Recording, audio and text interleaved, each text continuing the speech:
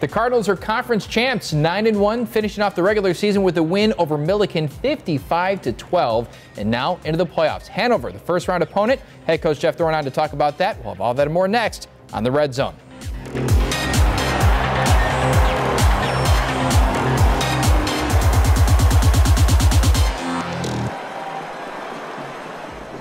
The presenting sponsor of the Red Zone is Athletico, the preferred provider of physical therapy and athletic training for North Central College. Welcome into the Red Zone, and finishing off the season with a big win over Millikin. Head coach Jeff Thorne on the show, 55-12. This is a team that was 6-3 coming in. They've given a lot of team fits this year. That was a complete dominant effort on your part. Yeah, I thought our guys played hard. We had something at stake, and we played like it, which is what we talked about all week. Yeah. You know, Millikin they really didn't have much to play for, so you kind of wonder at the end of the season how hard a team is going to play, and we just wanted to challenge our guys to make sure that, you know, play to our standard. That's what we talk about every week. Layering on to the storylines, aside from, you know, the conference title being there, the final game of the season, but senior day. And I know this is always something that you're not choked up, but a little misty-eyed. Some of these guys departing, how emotional was that pregame? It always is. You know, it pulls at your heartstrings a little bit. You spend the last 4 years, in Cory's case, 4.5 years, with these young guys, and you watch them grow, and that's really one of the greatest rewards of being a coach, is watching young guys come into your program, and the hope is that they grow and gain an understanding of what manhood looks like and what success looks like, not by societal terms, but by, you know, what the audience of one thinks. Yeah. I talked to Sudsy post-game, and I said, you know, what was it like? You know, it's something when you're on the sideline as a teammate, you're kind of gauging what it's like, but being in the moment, he goes, I'm the kind of guy that likes to get serious before the game, and that kind of messed with it a little bit. But is it nice to kind of have that? So senior day means a little bit different when you have the playoffs to look forward to. Is it a little interesting now that you kind of are on a week-to-week basis?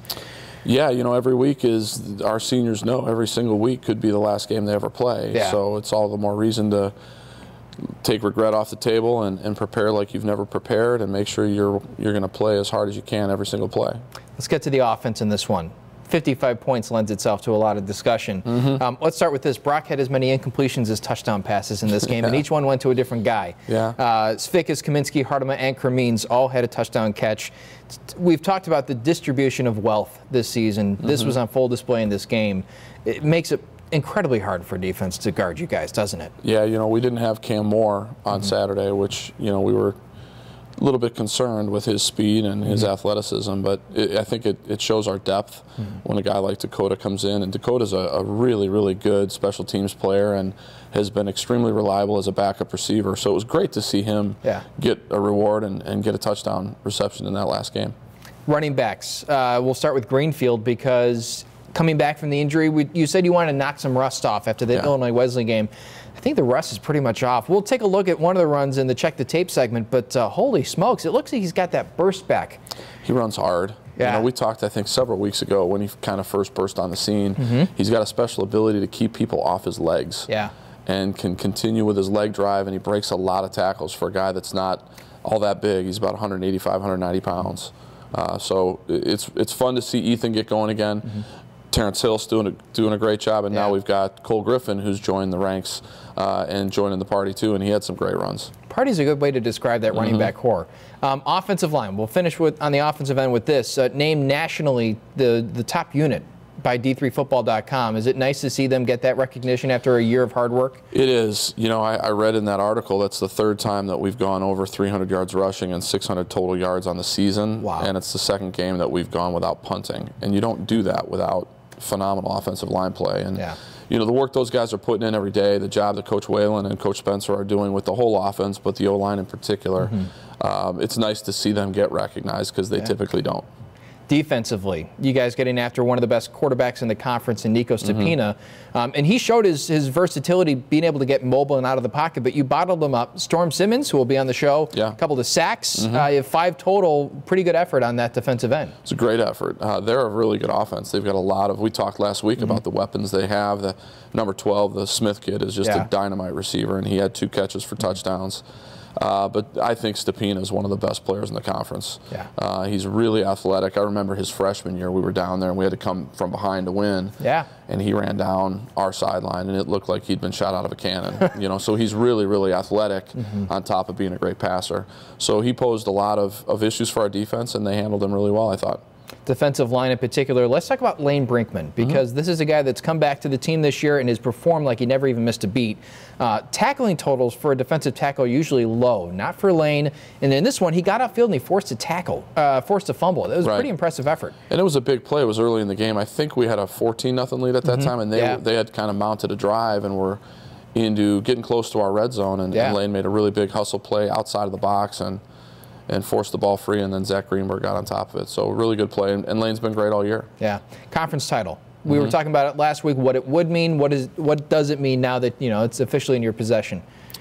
It's everything, because without it, you're putting your destiny in somebody else's hands in terms of the playoffs. So that's the #1 goal every year. Let's go get the CCIW championship, and then we'll kind of move on from there. Certainly we'd love to play for the biggest prize, but we got to go 1 week at a time now. Is it kind of special being able to hoist that trophy and kind of put the banner out in front of the team? Absolutely. Last year we didn't get that luxury. There was no trophy, no banner.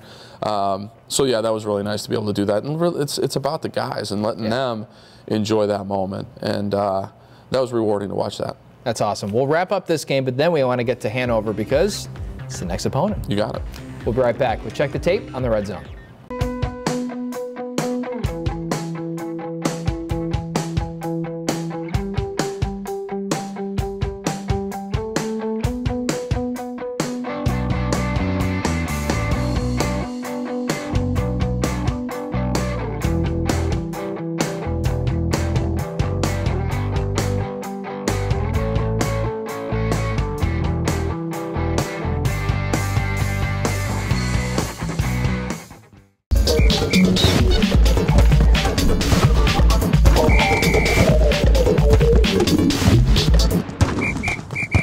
This Red Zone segment is brought to you by Arena Americas, specialists in providing full-service rental solutions for events and special occasions of all sizes.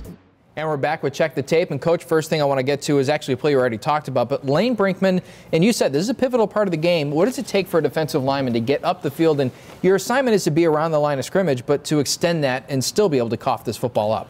Block destruction, #1, but then also playing 6-second football, getting down the line of scrimmage and pursuing the ball. It's something we do every single day. We run to the football on literally every snap of practice. Yeah. And that's great training for the game. And, as I was going through the defensive game Saturday night, you have the ability with our film editing software to circle. And the number of times I was able to circle 11 guys at the football. Yeah. That's why our defense continues to play better. They play hard, and they're running to the ball, and we're tackling people. Interesting. Let's get to the other play that we talked about in the first segment, which was Dakota Cremeen stepping in place of Cam Moore. And I think there's two components of this play. One, the throw, and two, the catch. Yeah, Brock saw something in the defense and made a slight adjustment to what we had called, and saw a matchup there. And Dakota can run. He's fast.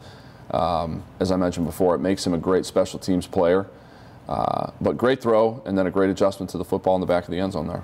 And then this final play is Ethan Greenfield being a wrecking ball. Doing what he does, keeping people off his legs and running hard and then running away from people. I'm sure he's a little gassed at the end of that run. A little bit, yeah, it's been a while. 51 yards, and he also had the 25-yard touchdown run as well. Is it nice to have a guy that you knew was going to be explosive back for the push for the playoffs? Yeah, it just adds to our depth. And when you lose a guy, it bumps everybody up one, and your depth chart takes a little bit of a hit. So it's good to have Ethan back, and I think we're going to get Dom back this week. So we're going to be 4 deep, 5 deep at running back going into the playoffs, which allows me to sleep better at night. I'm sure it does. Hanover. So this is the first round opponent, and they have quite the journey to get into the playoffs. They hadn't beaten Franklin for 13 straight years, and they finally do that in the final week of the season. They get the AQ, and this is the first opponent. What challenges do they present for you guys? Very good defensively. I think they're at the top of their conference in defense, and they're very sound in coverage. They know their coverages that they play. They know how to read route combinations. So it's going to be a challenge throwing the ball. Brock will have his hands full. Offensively, they're a balanced team. We got to stop the run and get to the quarterback. Being in the playoffs, and I think I ask you this every year, but when it gets to this time and you feel the fever pitch of needing to make sure you perform on a week-to-week basis, do you prepare differently? Is there any sense of anything different throughout the week? Honestly, no. I mean, the preparation's the same. The only difference is you don't have quite as many games to deal with, so it's a smaller sample size in terms of the numbers that we crunch. Yeah. Next week will be a little bit different because we've got finals, and then when we're done with finals, we don't have classes anymore. Right. So next week presents a challenge should we get there. But that's really the only thing that changes when we get to the playoffs. That first round is exactly like it always is. Yeah. And then the second round is a little bit different. And then the third round, if we get to it, our guys are kind of like NFL players. They don't have any classes or anything like that to do. Right. So challenge is getting to that point.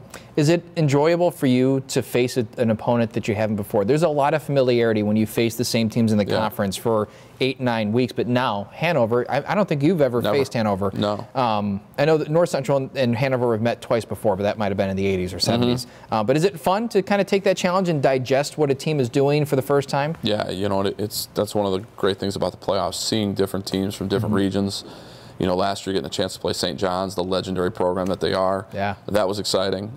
Played Oshkosh for the first time last year. So yeah, that's one of the really cool things about being in the playoffs. All right, we'll get you out of here on this, and I'm excited for this quick hit. What is your favorite donut?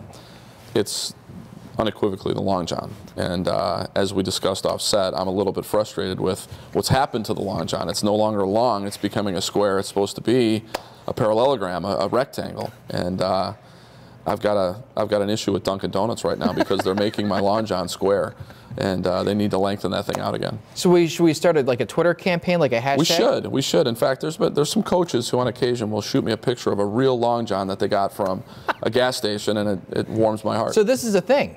Absolutely. All right, so how about this? I'm going to put right here, hashtag save the Long John. We're going to start that tweet. Yep, long live the Long John. That was our rallying cry a couple years ago. Coach, thanks so much, and good luck against Hanover. You're welcome, Kevin. Thank you. Coming up next, we'll have a couple of guys joining me on set. We'll be right back on the Red Zone.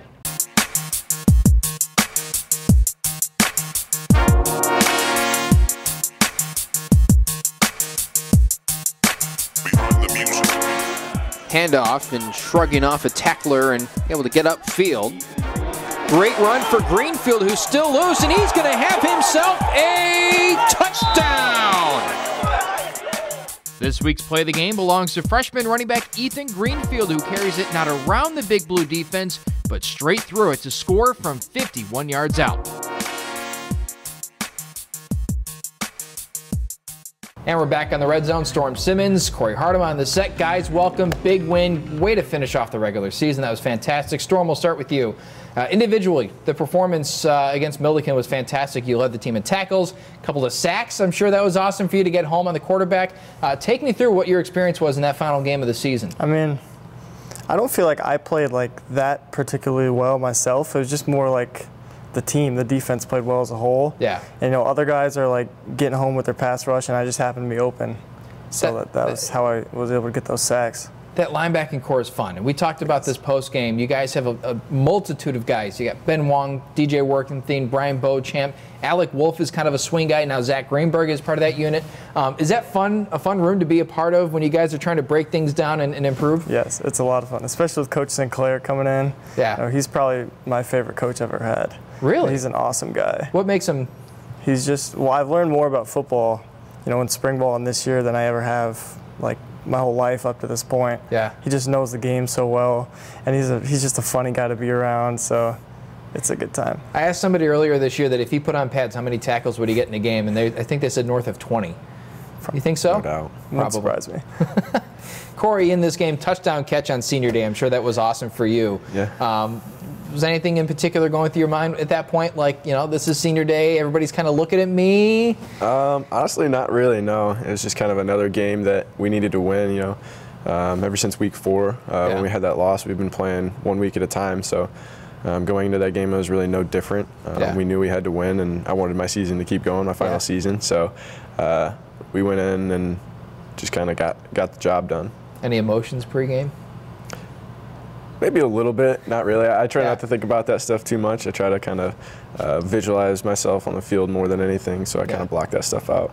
There's two types of guys I feel like that are on the football team. The ones that are just like, yeah, I saw it before the game. You know, like they feel it intensely. And then there's guys like you that kind of try and tune it out. And they're like, all right, we're just going to shake coach's hand. We're going to give him a hug. Parents are going to go. Time for game time. Yeah, absolutely. But playing with Brock, I mean, this is fantastic. This guy's a junior. You've been with him for 3 years. What has it been like playing with this guy? Well, it's funny. He always tells us in practice, just close your eyes and I'll put the ball there. But in all seriousness, I mean, He does. He puts the ball right where it needs to be every single time, whether you're in on a hitch and he puts it on your back shoulder so you know where to turn, or if it's a deep ball, it's perfect every time. You know, it makes our job easy. You just have to get to one place and it's there. It's fun for us to watch. I'm sure it's fun to play in as well. Storm, you're in your second year. You're a sophomore, and you know nothing but playoff football. Is there any difference between what you were going through last year and now that you're an instrumental part of the defense going into the second year of playoffs? A little bit, just because, I mean, I'm playing a significant amount this year, so I feel like there's definitely more pressure on me to perform and like know the game plan going in, but it also makes it more fun. You know, I feel more a part of it, you know, when we're out there winning. So, does it help to have a guy like DJ next to you? Yes, it really does. It's a little loud, isn't he? He is. And you know, if I forget to make a check or call, he's right there making. He's all over it. So, it's very nice. Just the caliber of this offense, and Coach and I talked about the distribution of wealth, having guys that can do things at any given time. What is it like being a part of an offense that isn't one-dimensional, or even like has one good receiver, one good running back? What is that like? It's awesome. I mean, it makes it really difficult for a defense to kind of figure out who to prioritize when they're in terms of covering, or you know, when we run the ball. So it makes our job a lot easier because you know, if they try to double cover a particular receiver who's hot at the moment, we have another guy right next to him that you can just dump the ball down to. Which also helps with our running backs, because our running backs are so versatile. They can run, pass, you know, anything. So it definitely just kind of makes our lives much easier so that we can kind of take advantage of whatever the defense is giving us. Even Cam Moore can throw. Yeah, definitely. I think you mentioned that he used to play quarterback at one point, but yeah. And return kicks, it should be noted.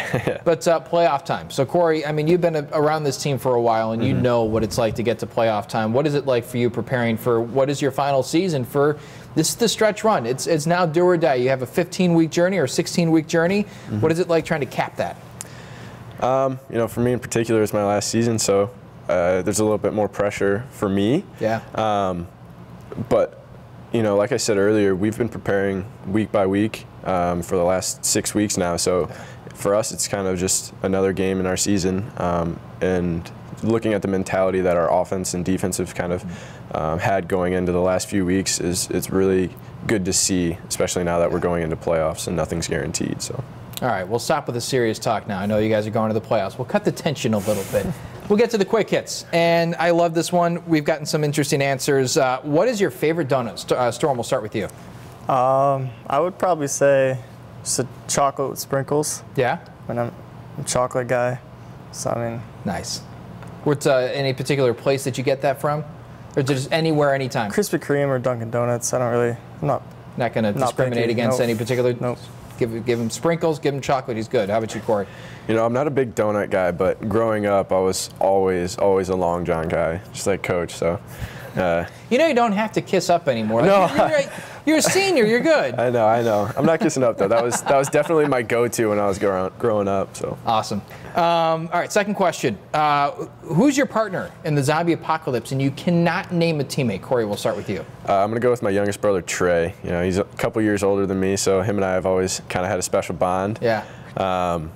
And he's a really smart guy, so I feel like he would be able to come up with a good plan along with me to, you know, kind of live out our days. You got around the system because at one point you were teammates, weren't you, your freshman year? That's true, yeah. Yeah. That's awesome. Storm? I had to think about this one a little bit, but I would definitely say my uncle. He was actually a POW in Desert Storm. Holy smokes. So he lives down in Florida now, but he like collects like military grade like weapons now. And he has like a bunker in his house that's built for like a hurricane shelter, but it's got like foot-long like concrete walls. No offense to Trey, but I'm heading with you. It's kind of a joke on our family, you know, like if there's ever a zombie apocalypse, I'm always going to Uncle Craig's house. Whew. All right, nice. Last question, if you could be a roadie for a band or an artist of any time, what would that band or artist be? I'm not really a big band guy, but I would say Metallica. Nice. Just because during camp this year, Dana Anderson brought in a Wii and like 3 or 4 different Guitar Hero games, so we played Guitar Hero pretty much every night. Sweet. You would go deaf within like a year of being roadie for Metallica, I think. How about you? I'm going to go with Zach Brown Band. A bunch of easygoing guys, my kind of music. So yeah. I think that would be a really fun time. I hate to mention this, but the only song I know is Chicken Fried. That's all right. It's a good one anyways. Guys, thanks for hopping on and good luck against Hanover. Absolutely. Thank you for having us. Coming up next, we'll go to the Cardinal Corner. We'll be right back on the Red Zone.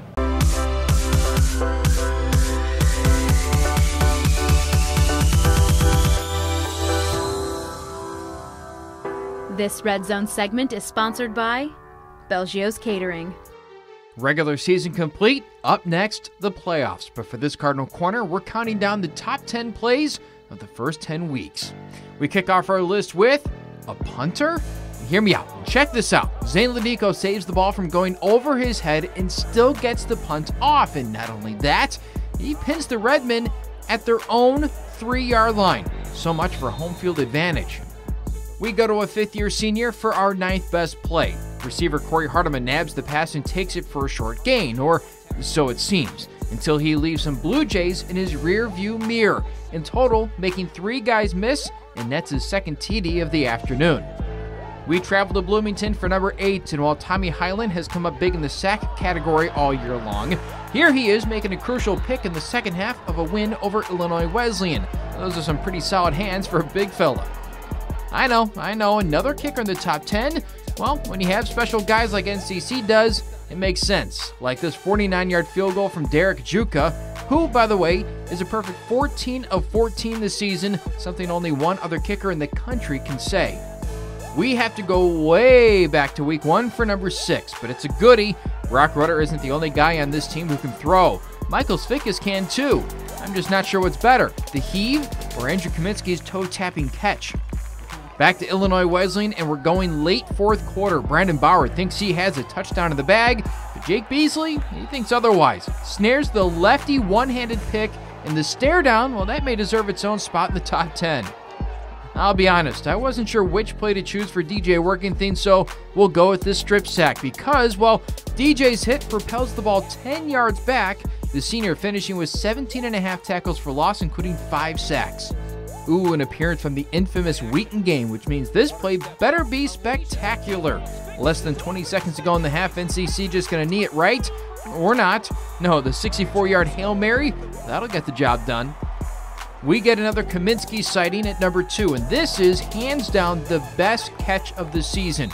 It's not often you see 2 pass interference flags on the same play in which the ball is caught, but Cam will certainly make that work. Last but definitely not least is this beauty. We were told this was Cam Moore's first ever kick return, and he made it count. 94-yard journey from one end of the field to the other, and it was the beginning of the end for Illinois Wesleyan in the game. Will more top plays happen this season? Well, tune into the playoffs, and you'll find out. Welcome back into the Red Zone, and to finish off the show, Sports Information Director Clark Teuscher. And Clark, big weekend on tap. You have playoff football, and of course you have national cross-country meet, not to mention basketball and wrestling and all sorts of other stuff. But let's start with the big event, and that's nationals. The national meet, the men's team is going down, hoping for number, I think, 500 national title or something like that. 19 by my count. 19, okay. But yeah, I mean, it is an all divisions record already. So there's a lot of history. To be made there. Definitely heading back up north to Wisconsin after a pretty rough day weather-wise at the regional. So there was some recovery that needed to happen there. Some guys needed to get thawed out after running that race. It's not supposed to be quite as cold this week, but they are going to make some adjustments to kind of counterbact that, and really. You're feeling very good coming off of a regional meet, which saw them place 5 runners in the top 9 individual finishers out of, close to 300 runners. So definitely confidence is high going into this one. As for the women's team, fell just short of making it to nationals as a team, but one athlete did make it. Maddie Scott is going to be performing at the national meet. We've had it's been about 3 or 4 years since we had an individual qualifier for this championship, and Maddie's making the trip for the first time. That'll be her first time in a national meet at the college level, so certainly a different atmosphere and a different different procedure, a different routine. So it'd be a good chance for somebody who's still in the middle of their college career to get some experience and give her a springboard into the indoor season this winter. Now, you and I will be stationed inside Benedetti Worley Stadium for the football game, and we'll be anxiously waiting for the results, but we'll have some action in front of us. And it's Hanover versus North Central, first round of the playoffs, and this is a great matchup for this football team, hopefully being able to pick up steam as they kind of finish the regular season with a bang. They came away with a win in their big rivalry game with Franklin on Saturday. Forced 5 turnovers and wound up getting a 3-point win. Got the automatic bid in a 3-way tie, which went all the way down to regional strength of schedule, which is pretty far down the list as far as tiebreakers go. But really, a team that's been in the postseason for the first time in about 15 years. Definitely a lot of excitement and anticipation on their end, and some athletes that have shown that they can make some plays on both sides of the ball. So, we really don't have any common opponents to draw from, so there's a lot of question marks there that we're going to try and figure out reviewing film this week, but really kind of an interesting matchup, round one. All I know is that their North Central is 0-2 against Hanover all time. I don't know when the last time that was. Most of our guys weren't born yet when those games were played, but that is true. They've won both of the previous meetings. Makes this interesting. Let's go to basketball. Women's basketball came out with the win in their first regular season game. Fantastic effort. They were down by about 8 points going into the fourth quarter. Made a nice quick run to get back into it with some strong defense and closed it out down the stretch with a series of clutch plays, a lot of which were done by freshmen. So definitely very encouraging against a team that won 16 games a year ago, the kind of team that we might have struggled with last year. So definitely a positive sign as they prepare for a pretty long haul of away games before conference play starts next month. Now, as the women's team is extremely young, and you mentioned the freshmen, the men's team is a veteran-laden group. They've got a lot of guys that are returning. They haven't started their season yet, but they're, I'm sure, anticipating another fantastic run. Yeah, as if we didn't have enough to do. We've also got the season opener for those guys on Saturday.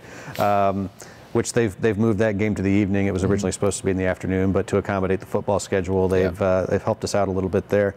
The big question is, how do you replace a guy like Alex Sorensen, who's a 3-time All-Conference, and was an All-American last year? He's been your post presence, for that whole time, and we're going to have to do that by committee a little bit this year, with the guys like Jack Bronick and Jack Clausel, who have been backups in the past and know the system. They know what is expected of them. Connor Raridan. There's so many Raridans. And it's more difficult than you think to keep them straight sometimes. But those guys, him and Matt Capoletti, are going to be counted on as guys that can drop down into the post if they need to. So there's definitely some adjustments to be made, but a lot of veteran pieces to move around to account for that. We're excited for the season. Let's wrap up with wrestling, because this is another talented team. I feel like the winter is just stacked with great teams, and this wrestling team could really make some noise this year, can't they? Really showcase their depth in an invitational at Trine University on Saturday. Won 3 weight classes, had 8 guys finish 3rd or better. Danny Harris, one of our seniors, who has been kind of under the radar during his career, was Conference Wrestler of the Week. He was an individual champion, beat a national qualifier from last year in the process of doing that. Wow. There's going to be some decisions that Coach Norton's going to have to make that are going to be pretty tough regarding who is the first string coming into some of these dual meets that they've got coming up on the schedule, and then really kind of building up to the home tournament on December 8th, where we really kind of get the next opportunity to really showcase a lot of guys in the same tournament. I was trying to figure out a segue from wrestling to donuts, but I really can't bridge the gaps. We're just going to go right into the quick hit. What is your favorite kind of donut? Since we're not cutting weight for wrestling. Oh, well done. So you can keep that one. Just give me a shout out.